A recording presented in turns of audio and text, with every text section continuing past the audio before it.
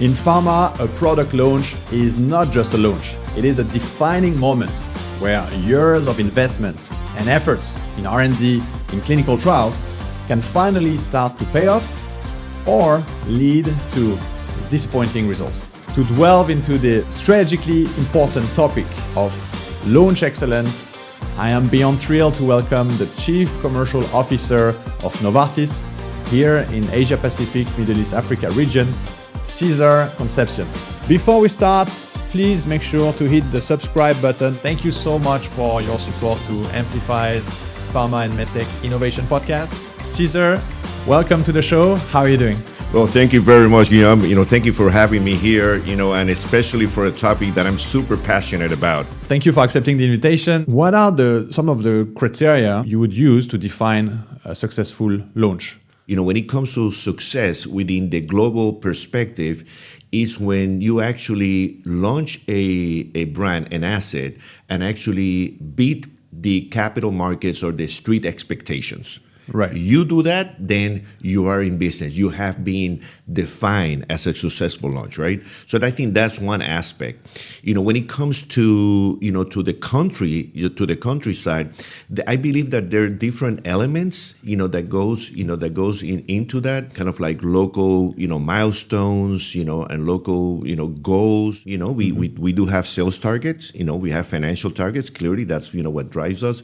But also I believe we need to include, external components. Normally in a lot of these areas, there might be some, established standard of cares already in the market, right? So from an external standpoint, we need to put some kind of like market share, goals. Mm-hmm. And you talked about the two dimensions between global expectation and then what happens in each market. Yes. You are in charge of a very big territory, big region. Novartis calls it APMA, so Asia Pacific, Middle East, Africa. Did I get that right? Yes, sir. So I don't know how many countries you guys are actively focusing on within this territory, but this is obviously a huge geography. So there's probably a lot of different realities per market and so on. So what does it mean for a commercial leader like yourself to drive a brand forward in so many different markets?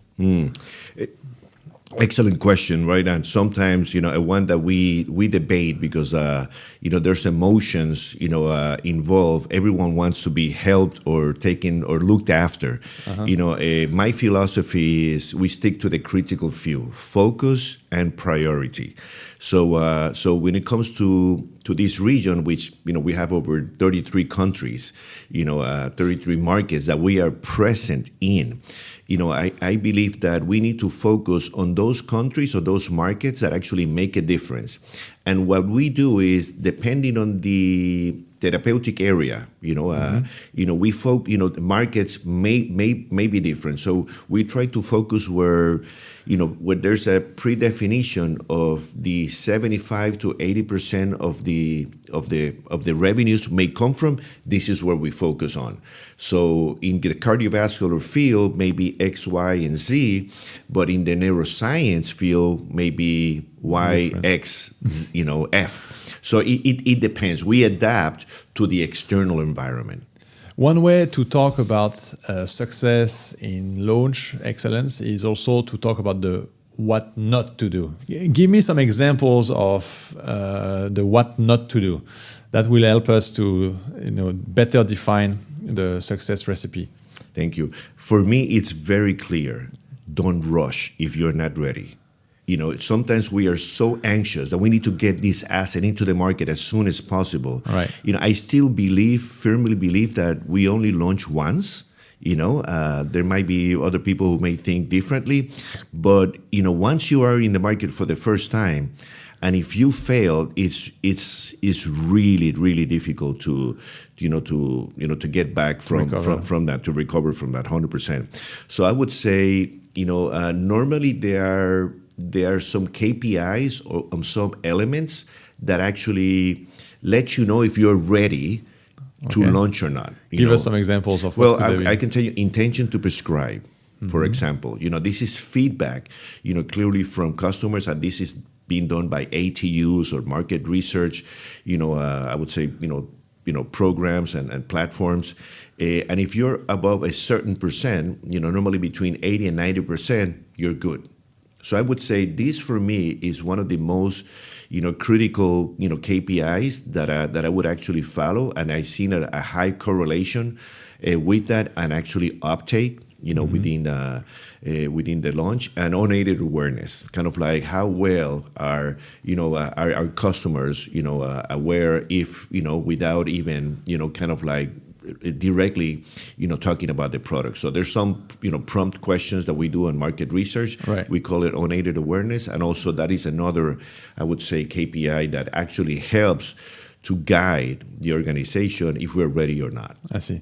And beyond that, what are the other pitfalls that you can think of? Let me not call it pitfall, or let me just call it maybe perhaps, I think the must wins. Just shortly before I mentioned people, that's where you start. I call it the brand lead, or the brand owner, right? It's in the end, if you don't have the right person, leading that launch, you're going to pay for it.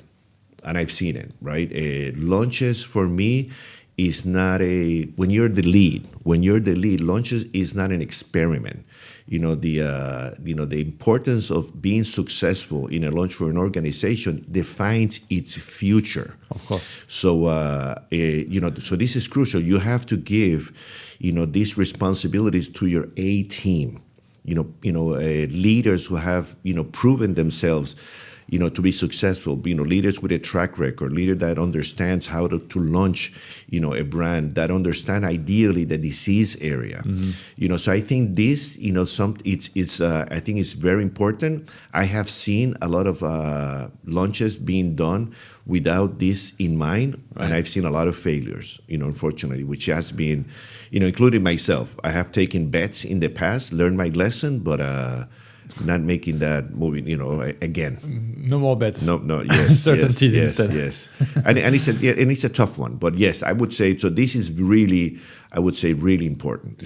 So this brand owner, talk to me a little bit more about the internal team, right? Because while you have this brand team and this brand ownership, we have multiple functions, obviously, that are involved in supporting a launch, from market access, medical affairs, to marketing, commercial, regulatory public affairs, patient advocacy. Right. Novartis is structured in a way that functions work. I would say independently but collaboratively, and it's my role, together with other function leaders, to embrace the collaborating spirit.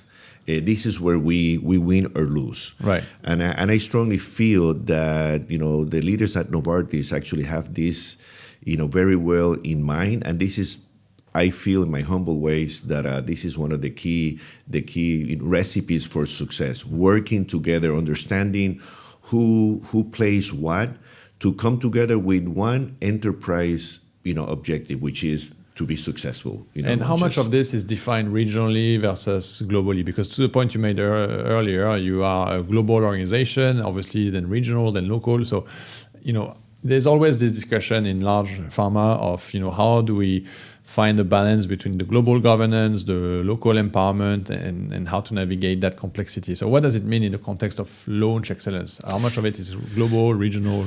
Well, global defines the strategy. Global defines the messaging, the positioning. That cannot be messed around with. This is like, this is law. Right. we follow that, right? And it has, and for a reason, Sure. and normally, I would say the great thing about that, if somehow you get involved at a certain point in time to provide some feedback, so you also feel a bit, you have not clearly defined, but you also, when you make the other, regions or other players a bit of a, you had a bit of a part of it. I think it just brings people together in a more, cohesive, collaborative way. But I think that is something that's there. You definitely, cannot deviate, from that. And then, then there's the beauty. You mentioned the word empowerment. Regions are empowered, to select, how to execute. in the end, it's are the countries who execute. And when it comes to execution, you need to understand exactly what's going on into the detail. Where do you stand in the market in order to, execute as best and as most efficient with the impact that is necessary to succeed. There is also obviously the stakeholders themselves, the healthcare professionals, the physicians, the patients. So talk to me a little bit about their involvement in that process and concretely what is expected from them. In this place, the stakeholder, the external stakeholders, there is one element that it's crucial and very important and sometimes underestimated: time. I call it shaping the market, right? Or establishing our narrative, or establishing, our winning proposition. This takes time, within our customer. We can't expect coming 6 months before launch, that our narrative is going to be completely, embraced by our customer. Right. It just doesn't happen. It doesn't happen. And normally when you're coming into a market segment, try to establish a new standard of care, that takes time. We're in the business of selling science. That takes time. So I would say, when we interact with external stakeholders, payers, physicians, patient advocacy groups, we need to do this minimum three years in advance in order to ensure that we will have the impact that is necessary to succeed. So what you're saying is that 3 years before you have a market approval, market registration, correct? Approval, yes. Approval. These conversations should have already absolutely. started. You need to have a very clear winning proposition, which is your positioning within the market, a clear, cohesive, constant narrative that everyone understands, the same, and you have to spread that word over the years, medical congresses, internal meetings, face-to-face interaction with the medical teams and eventually commercial teams and so forth.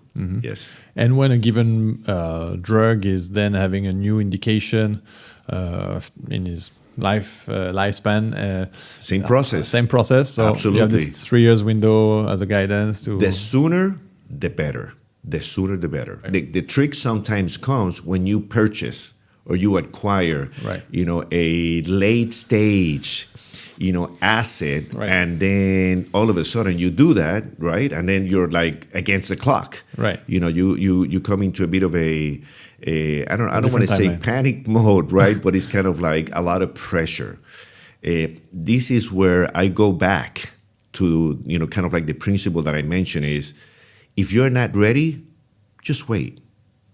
So give it a little bit of time. If you need 6 more months, don't rush into launching a brand if you are not ready to have the impact that is necessary to succeed. And based on your experience in the industry or at Novartis specifically, how receptive is the global leadership on this point of waiting? Because according to Deloitte, pharma companies usually spend 2.2, if not 2.3 billion US dollars to develop a new drug. There was numbers from a few years ago, I think.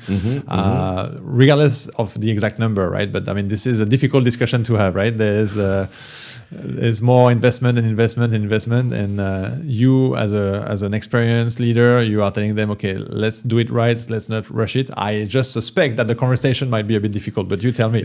Listen, and they are right, and I'm sure this will be different from any company, but the reality is, if you have normally these people that are in the headquarters are disconnected with what is happening in the countries.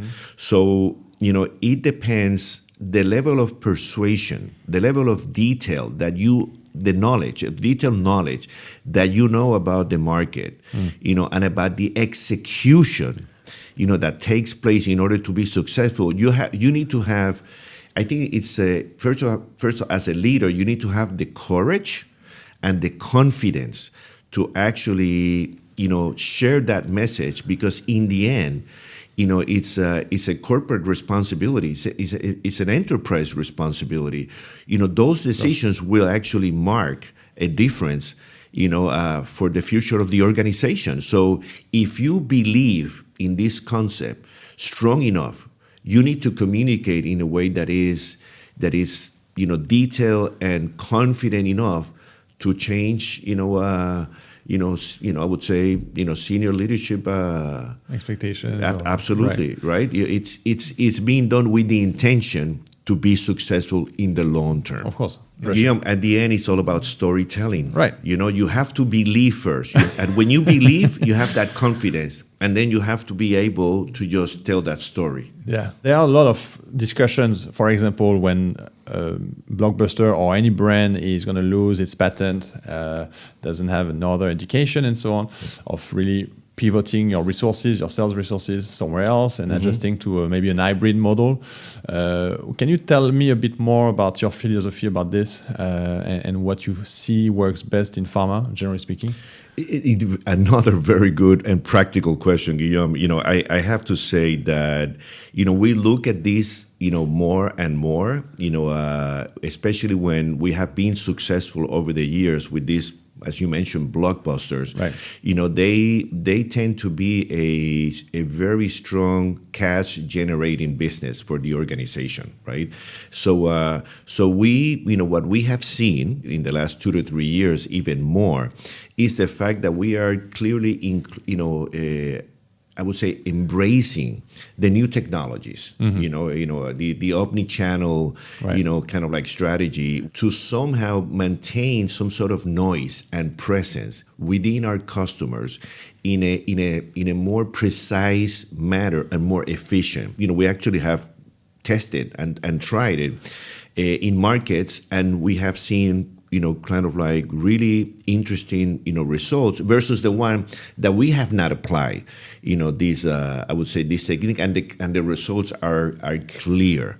It's worth it. And the impact, has so far been quite eye-opening. Okay, so you were able to do some sort of A/B testing, comparing with or without omnichannel, and proving that this is really of value to your HCPs. Guillaume, and the interesting fact on this is this has come from smaller markets, markets that actually don't have much resources, so they have to come up. It's kind of like, it's a surviving, right, kind of like, a move. If we don't do it, we're done. So it has been interesting to see how we can learn from smaller markets when they have come with this innovation, which is a bit of a necessity, and worked out. Yeah. And then we have taken those, those learnings into the larger markets. Right. I was about to ask then. So from there you started to scale that to 100%. It's no one believes until someone has done it sometimes. Right. Tell me about this. This is the story of everything we see in transformation in pharma or in healthcare. Yes. Right. So for those watching us, and even if they work in a small market where they feel that they are forgotten sometimes, well, a good idea can come from anywhere. So indeed, prove it works and it can scale. That's absolutely, absolutely 100%. I'll give you one, because I can't hold it. We are so proud of what the Philippines organization have done. For Novartis, actually, they won a global international prize. Nice. Last year because of the amazing work. So you never know, and it's not, it's a very small market for us, but we have great people, and a lot of innovation coming out of there. What was the therapeutic area? Cardiovascular. Okay. One of our key, clearly focused for Novartis globally. Of course, and so kudos to our friends in the Philippines and to the team there. If you were to define what are the traits of a successful brand ambassador, brand owner, let's say you are trying to hire one right now, right? What kind of talents are you looking for? What kind of skills, traits are you will make him or her successful? Yeah. Thank you. That's there's a lot of philosophy behind that. My philosophy on this one is, I look at people with track record. Proven track record. If someone can actually put into words their successful track record, and it comes in a way that you can actually feel it, you can actually see it.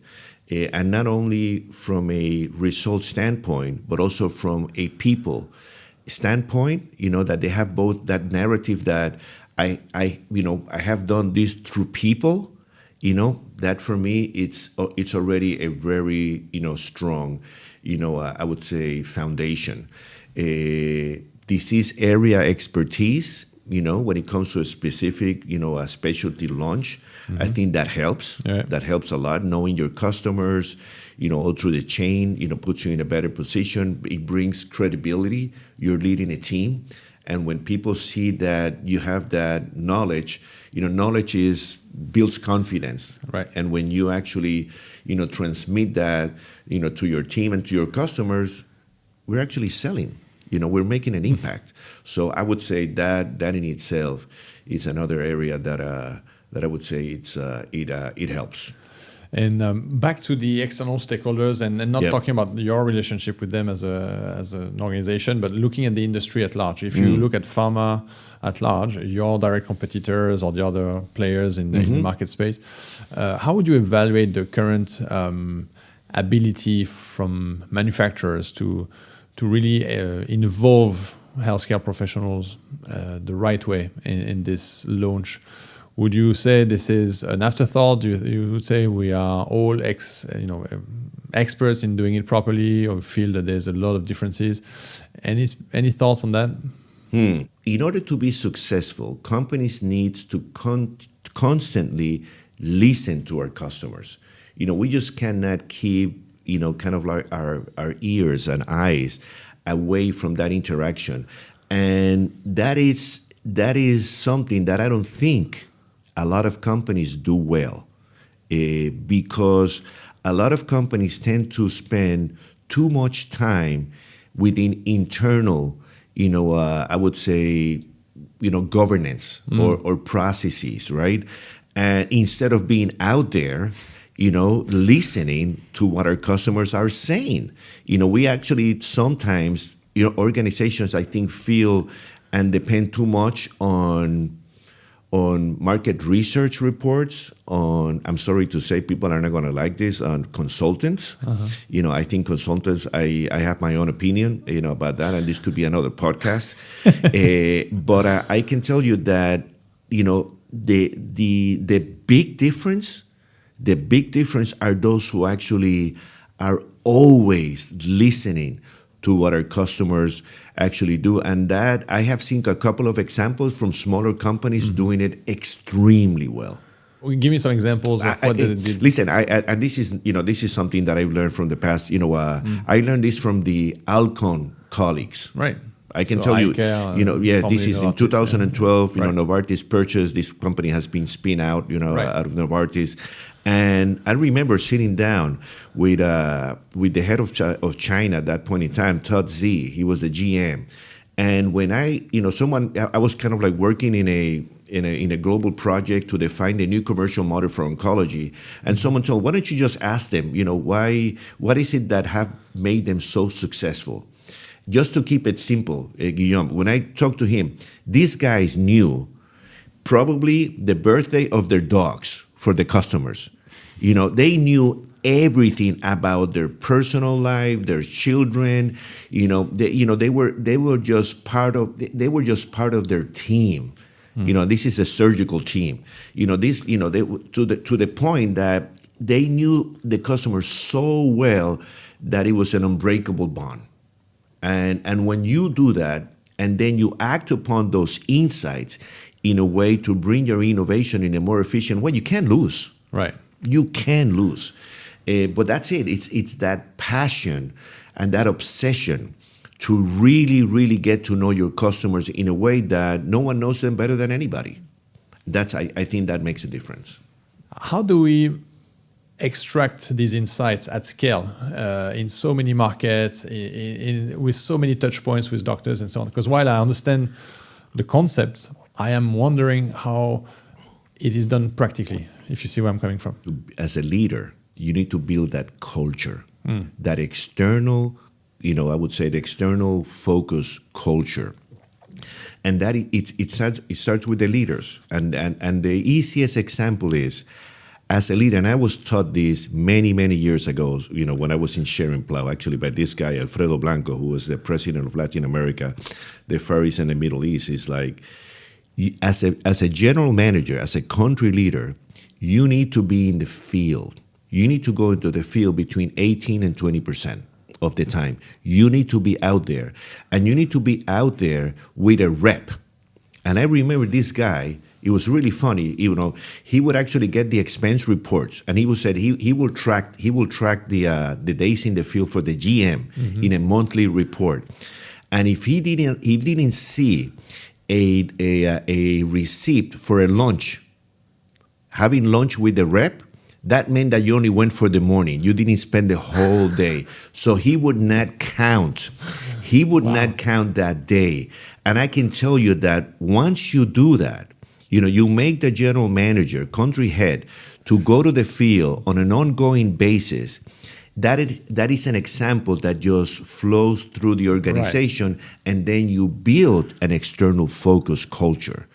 And then once you have that, you always, that's a real competitive advantage, because you will have those insights in a timely manner to make better decisions. Awesome. And so this means to say that you are still applying this principle to yourself and to your team? I have not stopped going to the field. When I go on a country visit, I first go to the field for a day and a half, and then we have business discussions.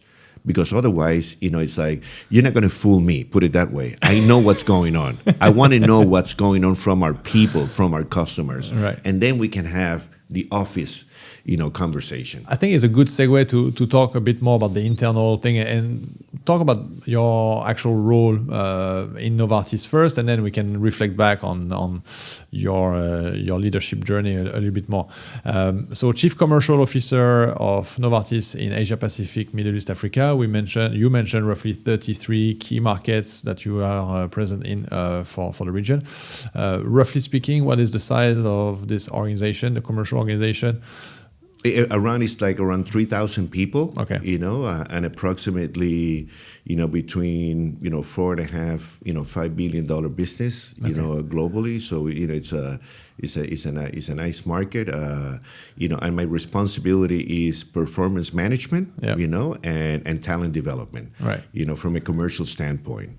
And one of the biggest responsibilities that my function has is ensure execution from our launches, and ensure that we hit our targets, and that I support the president of the region and other functions to work collaboratively to reach and meet our objectives. Part of a multinational organization, one of the complexities is always to drive consensus across different functions, different markets, different cultures as well. I mean, with your experience in leadership, give me some of your best practices or what you see work well for building consensus. Thank you. Things that don't work well and things that work well. I have learned from that, and also from some observing, leaders who have succeeded and leaders who have not.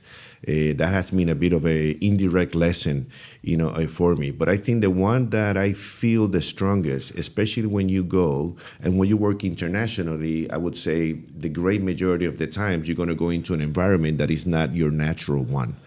You have a responsibility to adapt to the local culture. That is a moral and a principal responsibility that we need to do as leaders. We need to make an effort to learn the language. We need to make an effort to learn their history. We need to make an effort to learn the customs, the day-to-day, sure. Activities, the business, I would say, culture, those things. You need to make a true effort. When you do that in a genuine way, you win the hearts of the people. And if you win the hearts of the people, half of the job is done. And what is the other half of the job then? Well, then the whole thing is about getting the people to execute, right? You have to believe. You need people. This is my mantra. You need to believe. If you believe in what your task is, what your responsibility, you have a strong head start. Then you have to plan. There's also a bit of a phrase that I love. Winners have plans, Losers have excuses. Right. And the big difference that I believe this is where the rubber meets, how do you call it? The rubber meets the road, right? It's execution. This is where a lot of things don't actually get done. And this is the key. When you execute and get things done. And you mentioned that in your role, the other element that was critical was to groom talents and groom the organization. So let's talk about that. I mean, we touched on leadership earlier, but I want to delve a bit more on this topic because I think it's important for those watching us, to learn from experience. We all learn from what we experience ourselves, for sure, but it never hurts to get some wisdom from those who have gone through that journey prior. So what are some of the lessons learned in leadership that you want to reflect on, or some of the traits that you see happening now with the next generation of leaders and things that you want to warn them against or something like that? When we, as leaders, especially when we become general managers, normally, let's be honest, leaders who become general managers are very ambitious. They have wanted it to... A lot of drive, sure. Ambition, want to get to the top, right? Being a general manager it's like graduating, from I would say, from the enterprise, world. And what I have seen and learned, and I try to coach others after I learned my lesson the hard way, was that throughout that journey, because it's all about ambition, it's all about results. And when you're younger, it's about hitting your targets, exceeding your target. This is how you are actually measured, sure. Right? And sometimes along those lines, you take casualties, when it comes to people, right? And you don't, at least I did not focus as much as I needed to do on the people side because it was all about business. Right. Correct. And one thing, that really, in order for you to be a true success in leadership and actually trying to, do the best you can, and attain that, that Mount Everest, I would say, a goal is you need to balance between results and bringing the people along the way. Right. In a heartfelt way, in a genuine way. When you do both, this is when you actually, I believe, you truly succeed as a leader in any industry. When it comes to the next generation, the next generation, as a, I would say, senior leader. Sometimes, when you talk about the next generation, you will have a bit of a generational gap. Right, different experiences, the way you were educated, the experiences that you had before.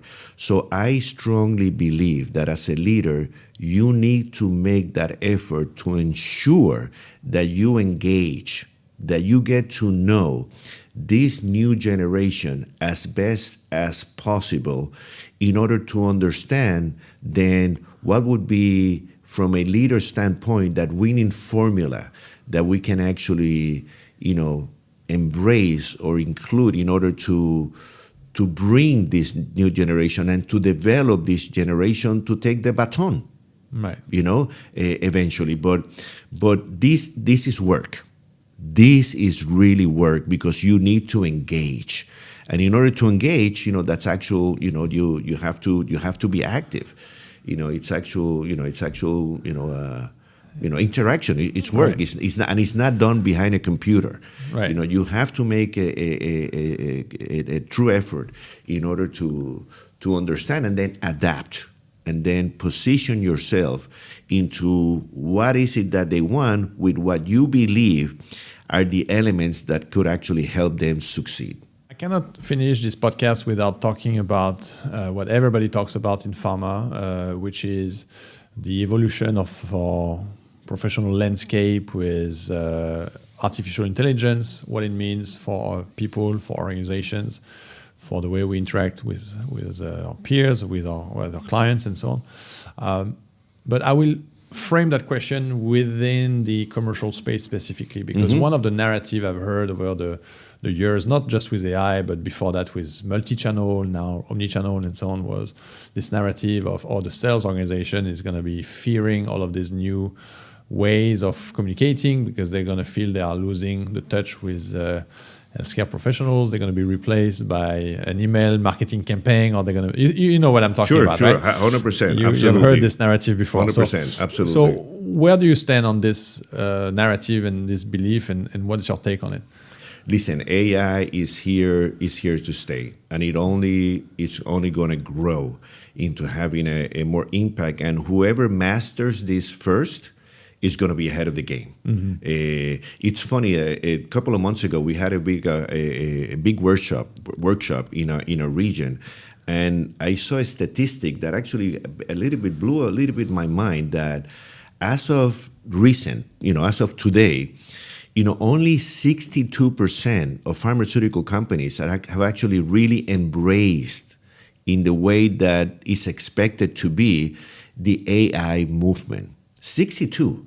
So there's still 38% out there that have not. And I'm like, what are you doing? Yeah. So when it comes to that, if it comes from, you mentioned the field force, mm-hmm. From that perspective, I strongly believe that AI, what it does when it's done correctly, is that it makes our biggest investment. The biggest investment is in our people in the field.